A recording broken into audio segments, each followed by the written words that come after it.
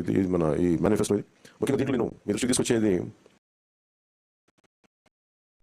యువతకి 20 లక్షల ఉద్యోగాలు ఈ 5 సంవత్సరాలు, అలాగే మనకి 3,000 రూపాయలు నిరుద్యోగి, స్కూల్కి వెళ్ళే ప్రతి విద్యార్థికి ఏడాదికి 15,000 రూపాయలు,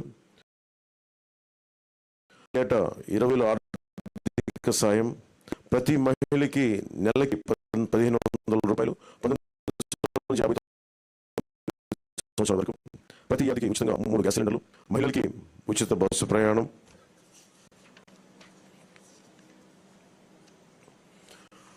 మత్స్యకారులకు సంబంధించి సముద్ర వేట విరామ సమయంలో మత్స్యకారులు 20,000 రూపాయల ఆర్థిక సాయం. జీవో2 2017ని రద్దు చేస్తాం. బోట్ల మరమ్మతులకు కానీ ఆధునిక కమ్యూనికేషన్లకు కానీ ఆర్థిక సాయం అందిస్తాం.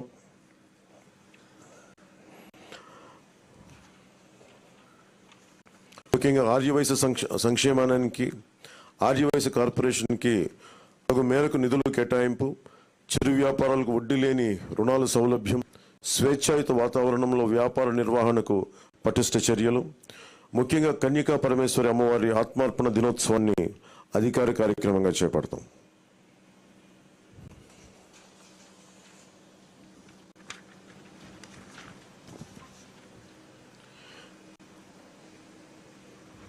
ఆక్వా రంగానికి సంబంధించి అవసరం ఉన్న జిల్లాల్లో 5,000 టన్నులు నిల్వ సామర్థ్యం కలిగిన కోల్డ్ స్టోరేజ్లు, అన్ని జోన్లో ఉన్నవారికి విద్యుత్ యూనిట్కి గతంలో లాగే ₹50 సరఫరా చేస్తాం. ట్రాన్స్ఫార్మర్ల ధర తగ్గిస్తాం. ఏవియేటర్లపై సబ్సిడీ అందిస్తాం. ఏ ఇసుక కోసం అయితే దోపిడీ చేసిందో జేపీ వెంచర్స్, దానికి ప్రజల నుంచి దాదాపు 39 మంది పైగా భవన నిర్మాణ కార్మికులు చనిపోయారు. మేమందరం వారికి అండగా ఉన్నందుకు రోజున వారికి సామాన్యులకి ఇసుక అందుబాటులో ఉండే విధంగా సమగ్రమైన ఇసుక విధానం, అలాగే ముఖ్యంగా విద్యార్థులకు సంబంధించి ఎయిడెడ్ కాలేజీలు, ప్రైవేట్ పీజీ విద్యార్థులకి ఫీజు రీయింబర్స్మెంట్ పునరుద్ధరిస్తాం. కాలేజీలకి రుసుము చెల్లించే సర్టిఫికేట్లు విద్యార్థులకు చిక్కులు లేకుండా చేస్తాం. ల్యాండ్ టైటిలింగ్ యాక్ట్ని రద్దు చేసి ప్రజలకి రక్షణ కల్పిస్తాం. మిగతావన్నీ చంద్రబాబు గారు తెలియజేసుకుంటారు. గౌరవ మాజీ ముఖ్యమంత్రి.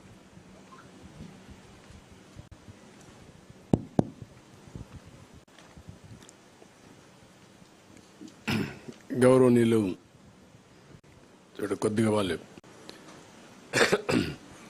గౌరవనీయులు పవన్ కళ్యాణ్ గారు, గౌరవనీయులు సిద్ధార్థరాజ్ సింగ్ గారు, పత్రికా విలేకరులకు అందరికీ నమస్కారాలు.